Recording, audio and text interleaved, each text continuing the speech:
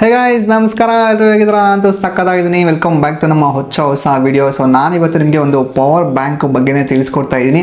Video ಶುರು ಮಾಡೋದಕ್ಕಿಂತ ಮುಂಚೆ ಯಾರು ನಮ್ಮ ಇನ್ನು ಟೆಕ್ಕಿ ಬಾಯ್ ಇನ್ ಕನ್ನಡ ಚಾನಲ್ನ ಸಬ್ಸ್ಕ್ರೈಬ್ ಮಾಡ್ಕೊಳ್ಳದೆ ನೋಡ್ತಾ ಇದ್ರು ಎಲ್ಲರೂ ಕೂಡ ದಯವಿಟ್ಟು ಸಬ್ಸ್ಕ್ರೈಬ್ ಮಾಡಿಕೊಂಡು ಆಮೇಲೆ ವಿಡಿಯೋನ ನೋಡಿ ಅಂತ ಹೇಳಕ್ಕೆ ಇಷ್ಟಪಡ್ತೀನಿ.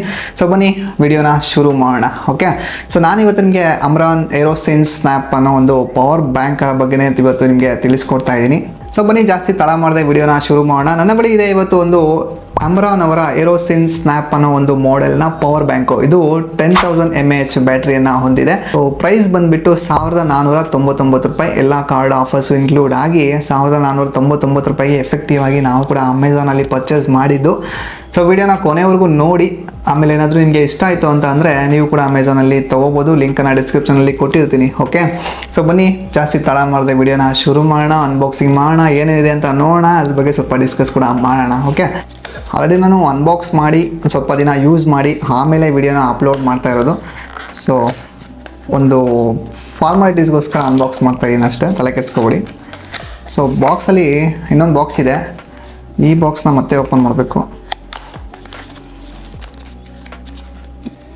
ಬಾಕ್ಸಲ್ಲಿ ಏನೇನು ಸಿಗ್ತಾ ಇದೆ ಅಂತ ತೋರಿಸೋದಕ್ಕೋಸ್ಕರ ಅಷ್ಟೇ, ಬೇರೆ ಏನೂ ಉದ್ದೇಶ ಇಲ್ಲ.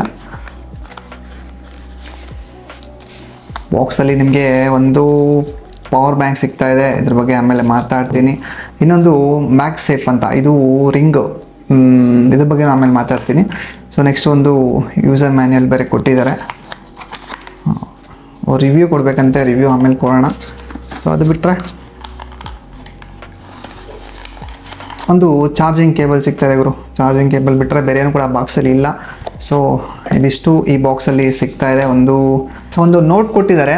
ವೈರ್ ಚಾರ್ಜಿಂಗಿಂದ ವೈರ್ಲೆಸ್ ಚಾರ್ಜಿಂಗು ಸ್ವಲ್ಪ ಸ್ಲೋ ಆಗಿ ಚಾರ್ಜ್ ಆಗುತ್ತೆ ಅಂತ ಕೊಟ್ಬಿಟ್ಟಿದ್ದಾರೆ. ಮತ್ತು ಒಂದು ಸ್ವಲ್ಪ ಹೀಟ್ ಆಗುತ್ತೆ ಅಂತಾನು ಕೊಟ್ಟಿದ್ದಾರೆ. ಸೊ ಪವರ್ ಬ್ಯಾಂಕು ಚಾರ್ಜ್ ಆಗಬೇಕಾದ್ರೆ power bank heat ಆಗುತ್ತಂತೆ.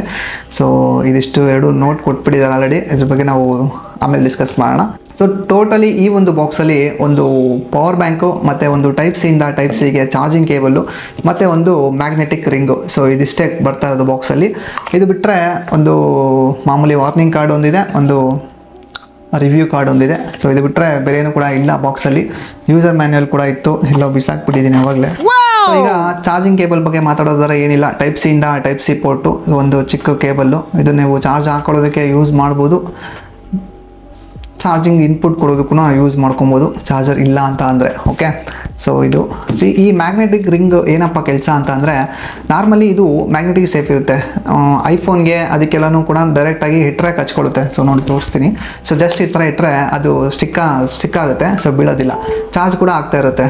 So in case ನಿಮ್ಗೇನಾದರೂ ಮ್ಯಾಗ್ನೆಟಿಕ್ ಸೇಫ್ ಕೊಟ್ಟಿಲ್ಲ ಅಂದರೆ, ಸೊ ಬೇರೆ ಏನಾದರೂ ನೀವು ಆ್ಯಂಡ್ರಾಯ್ಡ್ ಡಿವೈಸ್ಗೆ ಏನಾದರೂ ಚಾರ್ಜ್ ಮಾಡಬೇಕು ಅಂತ ಅಂದ್ಕೊಂಡ್ರೆ ಆವಾಗ ಈ ರಿಂಗ್ ಇದೆಯಲ್ವಾ, ಓಪನ್ ಮಾಡಿ ತೋರಿಸ್ತೀನಿ. ಸೊ ಇದು ಮ್ಯಾಗ್ನೆಟಿಕ್ ರಿಂಗು. ಸೊ ಇದು ನೋಡಿ ಸ್ಟಿಕ್ ಆನ್ ಆಗುತ್ತೆ. ಸೊ ಅದಕ್ಕೆ ಕಚ್ಕೊಬಿಡ್ತಲ್ಲ ಗುರು. ಸೊ ಇದನ್ನು ನೀವೇನು ಮಾಡಬೇಕು ಅಂದರೆ, ನಿಮ್ಮ ಮೊಬೈಲ್ ಕೇಸ್ ಬ್ಯಾಕ್ ಕೇಸ್ ಇರುತ್ತಲ್ವ. ಸೊ ಫಾರ್ ಎಕ್ಸಾಂಪಲ್ ಈ ಬ್ಯಾಕ್ ಕೇಸ್ ಇರುತ್ತಲ್ವ, ಈ ಬ್ಯಾಕ್ ಕೇಸ್ ಒಳಗಡೆ ಇದನ್ನು ಇಟ್ಬಿಟ್ಟು ಮತ್ತು ನಿಮ್ಮ ಮೊಬೈಲ್ನ ಇದ್ರ ಮೇಲೆ ಇಟ್ಟರೆ ಕಚ್ಕೊಳ್ಳುತ್ತೆ. ಸೊ ಅದಕ್ಕೋಸ್ಕರ ಈ ರಿಂಗ್ ಕೊಟ್ಟಿರೋದು. ಸೊ ನಿಮ್ಗೇನಾದರೂ ಅವಶ್ಯಕತೆ ಇದ್ದರೆ ಯೂಸ್ ಮಾಡ್ಕೋಬೋದು, ಐಫೋನ್ ಇಲ್ಲ ಅಂತ ಅಂದರೆ, ಅಥವಾ ಮ್ಯಾಗ್ ಸೇಫ್ ಏನಾದರೂ ಕೊಟ್ಟಿಲ್ಲ ಅಂತ ಅಂದರೆ. ಸೊ ಬನ್ನಿ ಗೈಸ್, ಇನ್ನು ಈ ಪವರ್ ಬ್ಯಾಂಕ್ನ ಒಂದು ಸ್ವಲ್ಪ ಡೀಟೇಲಾಗಿ ಎಕ್ಸ್ಪ್ಲೋರ್ ಮಾಡೋಣ. ಓಕೆನಾ. ಸೊ ಟೋಟಲಿ 260 ಗ್ರಾಮ್ಸ್ ಇದೆ. ಇದು ಒಂದು ರಬ್ಬರ್ ಕೋಟಿಂಗಿಂದ ಮಾಡಿದ್ದಾರೆ, ನೋಡೋಕ್ಕೂ ಸ್ಟೈಲಿಶ್ ಆಗಿದೆ, ಹ್ಯಾಂಡಿಯಾಗೂ ಕೂಡ ಇದೆ, ತುಂಬ ಡೀಸೆಂಟಾಗಿ ಚೆನ್ನಾಗಿ ಕಾಣ್ತಾ ಇದೆ ಹೇಳಬೇಕಂದ್ರೆ. ಸೊ ತುಂಬ ದೊಡ್ಡದಾಗೇನಿಲ್ಲ. ಈಗ ನಾನು MI ಯೂಸ್ ಮಾಡ್ತಾಯಿದ್ದೀನಿ, ಒಂದು ಸ್ವಲ್ಪ ದೊಡ್ಡದಾಯ್ತು. ಅದು ಒಳ್ಳೆ 8K ಪೀಸ್ ಥರ ಇದೆ, 20,000 mAh. ಇದು 10,000 mAh. ಇಷ್ಟು ಸಿಂಪಲಾಗಿ ಕೊಟ್ಟಿದ್ದಾರೆ ಅಂದರೆ ಖುಷಿ ಪಡೋ ವಿಷಯ. ಓಕೆನಾ. ಸೊ ಇದರಲ್ಲಿ ಟೋಟಲು 3 ಔಟ್ಪುಟ್ ಇದೆ. ಒಂದು ಟೈಪ್ ಸಿ ಔಟ್ಪುಟ್ಟು, ಇನ್ನೊಂದು USB ಟೈಪ್ ಎ ಔಟ್ಪುಟ್ಟು, ಇನ್ನೊಂದು ವೈರ್ಲೆಸ್ ಔಟ್ಪುಟ್ಟು. ಸೊ ಇದಿಷ್ಟು 3 ಔಟ್ಪುಟ್ ಇದೆ. ಇನ್ಪುಟ್ ಬಗ್ಗೆ ಮಾತಾಡೋದಾದ್ರೆ ಇದರಲ್ಲಿ ನಿಮಗೆ ಟೈಪ್ ಸಿ ಇನ್ಪುಟ್ ತೊಗೊಳುತ್ತೆ. ಒಂದು 20 ವ್ಯಾಟ್ ಡೆಲಿವರಿ ಕೊಡುವಂಥ ಚಾರ್ಜರ್ನ ನೀವು ಯೂಸ್ ಮಾಡಿಕೊಂಡು ಏನಾದರೂ ಚಾರ್ಜ್ ಮಾಡಿದ್ರೆ ಟೋಟಲಿ 3.5 hours ಬೇಕಾಗುತ್ತೆ ಇದು ಟೋಟಲಿ ಫುಲ್ಲಿ ಚಾರ್ಜ್ ಆಗೋದಕ್ಕೆ. ಓಕೆನಾ. 3.5 ಗಂಟೆ ಬೇಕಾಗುತ್ತಂತೆ ಇದು ಫುಲ್ ಚಾರ್ಜ್ ಆಗೋದಕ್ಕೆ. ಸೊ ಇಲ್ಲಿ 4 ಇಂಡಿಕೇಶನ್ ಲೈಟ್ ಇದೆ. ಸೊ ಬಟನ್ನ ಪ್ರೆಸ್ ಮಾಡಿದ್ರೆ 4 ಇಂಡಿಕೇಶನ್ ಲೈಟ್ ಬರುತ್ತೆ. 1 2 3 4 4 ಇದೆ. ಸೊ ಆಲ್ರೆಡಿ ಒಂದು ಖಾಲಿಯಾಗಿದೆ, ಇನ್ನು 3 ತೋರಿಸ್ತಾ ಇದೆ. ಸೊ ಒಂದು ಖಾಲಿಯಾಗಿದೆ ಅಂದರೆ 2500 mAh ಖಾಲಿಯಾಗಿದೆ. ಸೊ ಟೋಟಲ್ 4 ಲೈಟ್ಗೆ ನೀವು 10,000 mAh ಅಂತ ಅಂದ್ಕೊಳ್ಳಿ. ಒಂದಕ್ಕೆ 2500 mAh ಆಗುತ್ತೆ. ಸೊ ಆ ಥರ ನೀವು ಕೌಂಟ್ ಮಾಡಿಕೊಂಡ್ರೆ 2500 ಖಾಲಿಯಾಗಿದೆ. ಸೊ ಅದು ಬಿಟ್ಟರೆ ಒಂದು ಪವರ್ ಬಟನ್ ಇದೆ, ಆನ್ ಮಾಡೋದಕ್ಕೆ ಆಫ್ ಮಾಡೋದಕ್ಕೆ. ಅದು ಬಿಟ್ಟರೆ ಬೇರೇನು ಕೂಡ ಈ ಒಂದು ಪವರ್ ಬ್ಯಾಂಕಲ್ಲಿ ಕಾಣ್ತಾ ಇಲ್ಲ. ಇನ್ನು ಔಟ್ಪುಟ್ ಬಗ್ಗೆ ಮಾತಾಡೋದಾದರೆ ಒಂದು ಟೈಪ್ ಸಿ ಔಟ್ಪುಟ್ಟು, ಟೈಪ್ ಸಿಯಿಂದ ನೀವೇನಾದರೂ ಔಟ್ಪುಟ್ ತೊಗೊಂಡ್ರೆ 22 ವ್ಯಾಟ್ ಔಟ್ಪುಟ್ ಬರುತ್ತಂತೆ. ಸೊ ಸ್ವಲ್ಪ ಫಾಸ್ಟಾಗಿ ಆಗುತ್ತೆ. ನೆಕ್ಸ್ಟ್ ಇನ್ನೊಂದು ಟೈಪ್ ಎಯಿಂದ ಔಟ್ಪುಟ್ ತೊಗೊಂಡ್ರೆ 22.5 ವ್ಯಾಟ್ ಔಟ್ಪುಟ್ ಬರುತ್ತೆ. ಓಕೆನಾ, ಒಂದು ಸ್ವಲ್ಪ ಜಾಸ್ತಿ. ಟೈಪ್ ಎಯಿಂದ ನೀವೇನಾದರೂ ಕೇಬಲ್ ಹಾಕ್ಕೊಂಡು ಚಾರ್ಜ್ ಮಾಡ್ತೀರಾ ಅಂದರೆ ಒಂದು ಸ್ವಲ್ಪ ಬೇಗ ಆಗುತ್ತೆ, 22.5 ವ್ಯಾಟ್ ಔಟ್ಪುಟ್ ಬರುತ್ತೆ. ಸೊ ಅದು ಬಿಟ್ಟು ಇನ್ನು ಈ ಮ್ಯಾಕ್ಸೇಫ್ ಇದೆಯಲ್ವಾ, ಏನು ವೈರ್ಲೆಸ್ ಚಾರ್ಜಿಂಗ್, ಇದರಲ್ಲಿ ನೀವು 15 ವ್ಯಾಟ್ ಅಷ್ಟೇ ಔಟ್ಪುಟ್ ಬರೋದು. ಸೊ ಸ್ಲೋ ಆಗುತ್ತೆ. ಎಲ್ಲ ವೈರ್ಲೆಸ್ ಚಾರ್ಜಸ್ಸು ಅಷ್ಟೇ ಒಂದು ಸ್ವಲ್ಪ ಸ್ಲೋ ಆಗಿ ಚಾರ್ಜ್ ಆಗೋದು. ಇದಕ್ಕೆ ಕಂಪೇರ್ ಮಾಡಿದ್ರೆ, ವೈರ್ಡ್ಗೆ ಕಂಪೇರ್ ಮಾಡಿದ್ರೆ ವೈರ್ಲೆಸ್ಸು ಒಂದು ಸ್ವಲ್ಪ ಸ್ಲೋ ಆಗಿ ಚಾರ್ಜ್ ಆಗುತ್ತೆ ಅಷ್ಟೇ, ಬೇರೇನು ಡಿಫ್ರೆನ್ಸ್ ಇಲ್ಲ. ಸೊ ಎಲ್ಲ ಕಡೆ ವೈರ್ನ ಕ್ಯಾರಿ ಮಾಡೋಕ್ಕಾಗಲ್ಲ. ಆ ಥರ ಕೇಸಸಲ್ಲಿ ನೀವು ಸ್ಟೈಲಿಶ್ ಆಗಿ ಏನಾದರೂ ಬೇಕು ಅಂತ ಅಂದ್ಕೊಂಡ್ರೆ ಈ ಥರ ವೈರ್ಲೆಸ್ ಕೂಡ ನೀವು ತೊಗೋಬೋದು. ಸೊ ಇನ್ನು ಈ ಪವರ್ ಬ್ಯಾಂಕಲ್ಲಿ ಎಕ್ಸ್ಟ್ರಾ ಫೀಚರ್ಸ್ ಏನೆಲ್ಲ ಸಿಗ್ತಾ ಇದೆ ಅಂತ ನೋಡೋದಾದರೆ, ಸೊ ಇದರಲ್ಲಿ ನಿಮಗೆ ಸಿಗ್ತಾ ಇದೆ ಅಡ್ವಾನ್ಸ್ಡ್ ಚಾರ್ಜಿಂಗ್ ಪ್ರೋಟೋಕಾಲ್ಸ್ ಇದರಲ್ಲಿ ನಿಮಗೆ ಸಿಗ್ತಾ ಇದೆ, ಸಪೋರ್ಟ್ ಮಾಡ್ತಾ ಇದೆ ಅಂತಲೇ ಹೇಳ್ಬೋದು. ಒಂದೊಂದಾಗಿ ಇದನ್ನ ಎಕ್ಸ್ಪ್ಲೈನ್ ಮಾಡ್ತಾ ಹೋಗ್ತೀನಿ. ಸೊ ಇದ್ರ ಬಗ್ಗೆ ಎಲ್ಲ ಜಾಸ್ತಿ ತಲೆ ಕೆಡಿಸ್ಕೊಳ್ಳೋದಕ್ಕೆ ಹೋಗ್ಬೇಡಿ. ಸೊ ಜಸ್ಟ್ ಇರಲಿ ಅಂತ ಹೇಳ್ತಾ ಇದ್ದೀನಿ ಅಷ್ಟೇ. ಫಸ್ಟ್ ಒನ್ ನಿಮಗೆ PD 3.0 ಅನ್ನೋದು ಸಪೋರ್ಟ್ ಮಾಡುತ್ತಂತೆ. ನೆಕ್ಸ್ಟು QC 3.0 ಕೂಡ ಸಪೋರ್ಟ್ ಮಾಡುತ್ತಂತೆ. ನೆಕ್ಸ್ಟು VOOC ಮತ್ತು PPS ಕೂಡ ಇದರಲ್ಲಿ ನಿಮಗೆ ಇನ್ಕ್ಲೂಡ್ ಆಗಿರುತ್ತೆ ಅಂತ ಹೇಳ್ತಾ ಇದ್ದಾರೆ. ಸೊ ಏನಪ್ಪ PD 3.0, ಏನಪ್ಪ QC 3.0 ಅಂತ ನೀವು ತಲೆ ಕೆಡಿಸ್ಕೊಳ್ಳೋದಕ್ಕೆ ಹೋಗ್ಬೇಡಿ. ಜಸ್ಟ್ PD ಅಂದರೆ ಏನು ಗೊತ್ತಾ, PD ಅಂದರೆ ಪವರ್ ಡೆಲಿವರಿ 3.0 ವರ್ಷನ್ 3.0 ಅಷ್ಟೇ ಅದು. ಸೊ ಇದೇನು ಮಾಡುತ್ತೆ ಅಂದರೆ, ಈಗ 20 ವ್ಯಾಟ್ ಇನ್ಪುಟ್ ಇದೆಯಲ್ವಾ, ಸೊ ಅದೇ ಥರ ನಾವು ಅಪ್ ಟು 100 ವ್ಯಾಟ್ವರೆಗೂ ಇನ್ಪುಟ್ ಕೊಟ್ಟರು ಕೂಡ ಆ ಡಿವೈಸ್ಗೆ ಎಷ್ಟು ಕೇಪಬಿಲಿಟಿ ಇದೆ ಅನ್ನೋದನ್ನು ಥಿಂಕ್ ಮಾಡಿ ಈಸಿಯಾಗಿ ಬೇಗ ಕ್ವಿಕ್ಕಾಗಿ ಆ ಒಂದು ಪವರ್ ಡೆಲಿವರಿನ ಯೂಸ್ ಮಾಡಿಕೊಂಡು ಚಾರ್ಜ್ ಆಗೋದಕ್ಕೆ ಯೂಸ್ ಆಗುತ್ತೆ ಅಷ್ಟೇ. ಸೊ ಬೇರೇನೂ ಕೂಡ ಇಲ್ಲ. ನಾವು ಎಷ್ಟೇ ಪವರ್ ಇನ್ಪುಟನ್ನು ಕೊಟ್ಟರು ಕೂಡ ಅದು ಕನ್ವರ್ಟ್ ಮಾಡಿಕೊಂಡು ಆದಷ್ಟು ಬೇಗ ಆ ಒಂದು ಡಿವೈಸು ಫುಲ್ ಕ್ವಿಕ್ಕಾಗಿ ಚಾರ್ಜ್ ಆಗೋ ಥರ ಮಾಡುತ್ತೆ ಅಷ್ಟೇ. ಓಕೆ, ಸೊ ಕ್ಲಿಯರಾ? PD 3.0 ಓಕೆನಾ. ಈಗ QC 3.0. ಈ QC 3.0 ಏನಪ್ಪ ಅಂತಂದರೆ ಕ್ವಿಕ್ ಚಾರ್ಜಿಂಗ್ 3.0 ವರ್ಷನ್ ಅಂತ. ಸೊ ಅದನ್ನು ಕೂಡ ಸಿಂಪಲ್ಲು. ಸೊ ಚಾರ್ಜ್ ಆಗಬೇಕಾದ್ರೆ ಡೈನಾಮಿಕಲಿ ಆ ಒಂದು ವೋಲ್ಟೇಜನ್ನು ಅದೇ ಜಾಸ್ತಿ ಮಾಡಿಕೊಂಡು ಆ ಒಂದು ಡಿವೈಸ್ನ ಆದಷ್ಟು ಬೇಗ ಕ್ವಿಕ್ಕಾಗಿ ಚಾರ್ಜ್ ಮಾಡೋದಕ್ಕೆ ಈ ಒಂದು ಟೆಕ್ನಾಲಜಿ ಯೂಸ್ ಆಗುತ್ತಂತೆ. ಸೊ ಅಷ್ಟೇ, ಅದು ಬಿಟ್ಟರೆ ಬೇರೇನೂ ಕೂಡ ಇಲ್ಲ. ಸೊ ನಾನು ಕೂಡ ಪ್ರಾಕ್ಟಿಕಲಿ ಎಲ್ಲ ತೋರಿಸೋದಕ್ಕೆ ಆಗೋದಿಲ್ಲ, ನಾನು ಥಿಯರಿ ಅಷ್ಟೇ ತಿಳ್ಕೊಂಡಿದ್ದೀನಿ. ಇದು ಯಾವ ಥರ ವರ್ಕ್ ಆಗುತ್ತೆ ಅಂತ ನಿಜವಾಗ್ಲೂ ನನಗೆ ಗೊತ್ತಿಲ್ಲ. ಓಕೆ, ಸೊ ಇನ್ನೊಂದು ಮೂರನೇ ಪ್ರೋಟೋಕಾಲ್ ಏನಪ್ಪ ಅಂತಂದರೆ VOOC ಅಂತ. ಈ VOOC ಏನಪ್ಪ ಅಂತಂದರೆ voltage open loop fast charge ಅಂತ.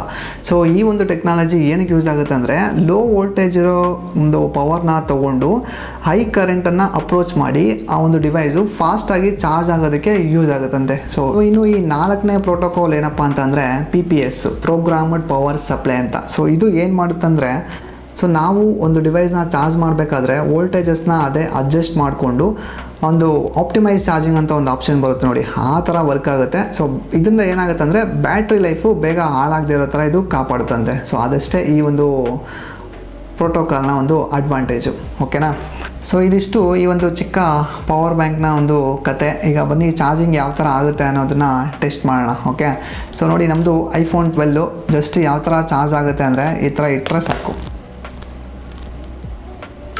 ಬಂತು ನೋಡಿ. ಸೊ ಆಟೋಮೆಟಿಕಲಿ ತೊಗೊಂಡು ಅದೇ ಚಾರ್ಜ್ ಆಗ್ತಾ ಇರುತ್ತೆ.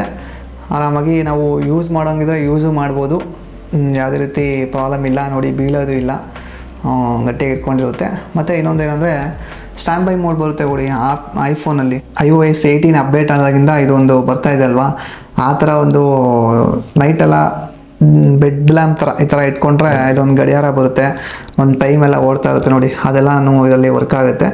ಚೆನ್ನಾಗಿ ಯೂಸ್ ಮಾಡ್ಬೋದು. ಎಲ್ಲಾದರೂ ಒಂದು ಕಡೆ ಇಟ್ಟರೆ ಸೊ ಒಂದು ಗಡಿಯಾರ ಬರುತ್ತೆ, ಅದು ಇದು ಬರುತ್ತೆ, ಟೈಮ್ ಓಡ್ತಾ ಇರುತ್ತೆ. ಇಲ್ಲಿ ಕ್ಯಾಲೆಂಡರ್ ಕೂಡ ಇಟ್ಕೋಬೋದು, ಏನಾದರೂ ಅಲಾರಾಮ್ ಇಟ್ಕೋಬೋದು, ಎಲ್ಲ ಇಲ್ಲಿ ತೋರಿಸ್ತಾ ಇರುತ್ತೆ. ಸೊ ಬ್ಯಾಟ್ರಿ ಎಷ್ಟು ಚಾರ್ಜ್ ಆಗಿದೆ ಅನ್ನೋದನ್ನು ತೋರಿಸುತ್ತೆ. ಈ ಥರ ಸ್ಟ್ಯಾಂಡ್ ಬೈ ಮೋಡ್ ಕೂಡ ಇದರಲ್ಲಿ ಆನ್ ಆಗುತ್ತೆ. ಜಸ್ಟ್ ಎಲ್ಲಾದರೂ ಇಟ್ಟರೆ ಆರಾಮಾಗಿ ನಾವು ದೂರದಲ್ಲಿ ಏನಾದರೂ ಇಟ್ಟರೆ ಚೆನ್ನಾಗಿ ಕಾಣುತ್ತೆ. ಒಂದು ಡಿಸ್ಪ್ಲೇ ವ್ಯೂ ರಾತ್ರಿ ಯಾವಾಗಲಾದರೂ ಎದ್ದು ಟೈಮ್ ನೋಡಿದ್ರೆ ಚೆನ್ನಾಗಿ ಕಾಣುತ್ತೆ, ಅದಕ್ಕೂ ಕೂಡ ಇದು ಯೂಸ್ ಆಗುತ್ತೆ. ಸೊ ಪರವಾಗಿಲ್ಲ ಅವರು, ನಾನು ಇದು ತೊಗೊಂಡು ಆಲ್ಮೋಸ್ಟ್ ಒಂದು ವಾರ ಆಗೋಯ್ತು ಅನಿಸುತ್ತೆ. ಒಂದು ವಾರದಿಂದ ಯೂಸ್ ಮಾಡ್ತಾಯಿದ್ದೀನಿ, ಏನಂತ ಹೀಟ್ ಏನು ಆಗೋದಿಲ್ಲ. ಓಕೆ, ನಾರ್ಮಲಾಗಿ ನಾವು ವೈರ್ ಚಾರ್ಜ್ ಹಾಕಿದ್ರೂ ಎಷ್ಟು ಹೀಟ್ ಆಗುತ್ತೋ ಅದು ಅಷ್ಟೇ ಹೀಟ್ ಆಗುತ್ತೆ. ಇನ್ನು ಡಿವೈಸ್ ಹೀಟ್ ಆಗೋಲ್ಲ, ಇದು ಪವರ್ ಬ್ಯಾಂಕೇ ಹೀಟ್ ಆಗುತ್ತೆ ಸ್ವಲ್ಪ. ಸೊ ಅದು ಬಿಟ್ಟರೆ ಪರ್ಸ್ನಲಿ ಬೇರೆ ಯಾವುದೇ ಥರ ಪ್ರಾಬ್ಲಮ್ಸ್ ನಾನು ಫೇಸ್ ಮಾಡಿಲ್ಲ. ಓಕೆ, ನಾನೇ ಇದು ಪ್ರಮೋಷನ್ ವಿಡಿಯೋ ಅಲ್ವಲ್ಲ, ಇರೋದನ್ನು ಹೇಳಬೇಕಲ್ವಾ, ಸೊ ಅದಕ್ಕೋಸ್ಕರ ಹೇಳ್ತಾ ಇದ್ದೀನಿ. ಓಕೆ, ಏನು ತೊಂದರೆ ಇಲ್ಲ. ನಾವು ಐಫೋನ್ ಆಲ್ಮೋಸ್ಟು 1 ಡೇ ಬ್ಯಾಟ್ರಿ ಬರಲ್ಲ ಅಷ್ಟು ನಾವು ಯೂಸ್ ಮಾಡ್ತಾನೆ ಇರ್ತೀವಿ ಅಂದರೆ. ಸೊ ಬರೀ ಕಾಲ್ಸ್ ಅಷ್ಟೇ ಯೂಸ್ ಮಾಡ್ತೀವಿ ಅಂದರೆ 1 ಡೇ ಬರುತ್ತೆ. ನಾವೆಲ್ಲರೂ ಹೊರಗಡೆ ಟ್ರಿಪ್ ಏನಾದರೂ ಹೋದಾಗ ವೀಡಿಯೋ ಫೋಟೋಸ್ ಏನಾದರೂ ತೊಗೊಂಡ್ರೆ ಬೇಗ ಖಾಲಿ ಆಗಿಬಿಡುತ್ತೆ. ಅಂಥ ಟೈಮಲ್ಲಿ ನೀವು ಪವರ್ ಬ್ಯಾಂಕು ಇದು ಎಲ್ಲ ತೊಗೊಂಡು ಹೋಗೋಕ್ಕಾಗಲ್ಲ. ಸ್ಟೈಲಿಶಾಗಿ ಏನಾದರೂ ಬೇಕು ಅಂತ ಅಂದರೆ ಈ ಥರದನ್ನು ಪರ್ಚೇಸ್ ಮಾಡ್ಬೋದು. ಒನ್ ಡೇ ಬ್ಯಾಟ್ರಿ ಲೈಫ್ ಆರಾಮಾಗಿ ಬರುತ್ತೆ. ಸೊ ಎಲ್ಲಾದರೂ ನೋಡಿ ಯೂಸ್ ಮಾಡ್ಬೋದು, ಆರಾಮಾಗಿ ಈ ಥರ ಇಟ್ಕೊಂಡಂಗೂ ಆಗುತ್ತೆ, ಯೂಸ್ ಮಾಡ್ತಾನೆ ಇರ್ಬೋದು. ಸೊ ಯಾವುದೇ ರೀತಿ ತೊಂದರೆ ಇಲ್ಲ. ಓಕೆ, ವಿಡಿಯೋ ಇಷ್ಟ ಆಯಿತು ಅಂತ ಅನ್ಕೋತೀನಿ. ವಿಡಿಯೋ ಇಷ್ಟ ಆದರೆ ಲೈಕ್ ಮಾಡಿ, ಹಾಗೆ ನಿಮ್ಮ ಫ್ರೆಂಡ್ಸ್ಗೂ ಕೂಡ ಶೇರ್ ಮಾಡಿ. ಯಾರಾದರೂ ಒಂದೊಳ್ಳೆ ಬಜೆಟಲ್ಲಿ ವೈರ್ಲೆಸ್ ಚಾರ್ಜರ್ನ ಹುಡುಕ್ತಾ ಇದ್ದರೆ ಈ ಒಂದು ಪವರ್ ಬ್ಯಾಂಕು ಒಂದು ಒಳ್ಳೆ ಮ್ಯಾಟ್ರ್ ಆಗ್ಬೋದು. ಓಕೆನಾ? ಸೊ ಮತ್ತೆ ಸಿಗ್ತೀನಿ ನಾನು ಮುಂದಿನ ವೀಡಿಯೋಸಲ್ಲಿ. ಅಲ್ಲಿವರೆಗೂ ಖುಷಿಯಾಗಿರಿ, ನಗ್ತಾಯಿರಿ, ನಗಿಸ್ತಾಯಿರಿ. ಬಾಯ್.